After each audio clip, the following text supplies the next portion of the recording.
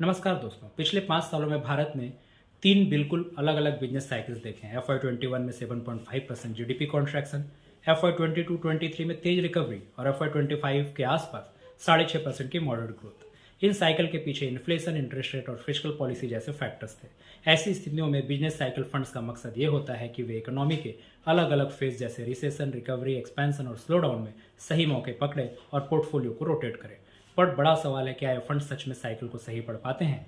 Business cycle funds आमतौर पर top down investing करते हैं, मतलब पहले मैक्रो लेवल की ट्रेंड्स देखना, फिर सेक्टर्स चुनना। ICICI Prudential business cycle fund consumption से निकलकर मैन्युफैक्चरिंग और इंफ्रास्ट्रक्चर सेक्टर में गया। कुछ funds capex theme, utilization rate और मैक्रो इंडिकेटर्स देखकर पोर्टफोलियो बदलते हैं। टारगेट यही होता है कि इकोनॉमिक साइकिल के अगले मोड़ को समय से पहचान कर सेक्टर्स चेंज कर दिए जाएं। पिछले 1 वर्ष में रिटर्न्स का हाल काफ़ी मिक्स रहा। टॉप परफॉर्मेंस 15% तक रिटर्न दिया, वीक परफॉर्मेंस -11% तक गिरावट दिखाई। वीक परफॉर्मेंस के पीछे रीजन था global uncertainty, liquidity tightening, commodities volatility, pharma weakness, small cap over exposure और डिफेंसिव सेक्टर्स में ज़्यादा एलोकेशन। फंड्स अभी क्या बेट लगा रहे हैं? पिछले क्वार्टर में अधिकतर बिजनेस साइकिल फंड्स ने बेट लगाई थी डोमेस्टिक साइकिल्स पर, जैसे auto, capital goods, industrial, infrastructure और सीमेंट। वैल्यू हेवी सेक्टर्स में जैसे बैंक्स, पीएसयू, मेटल्स।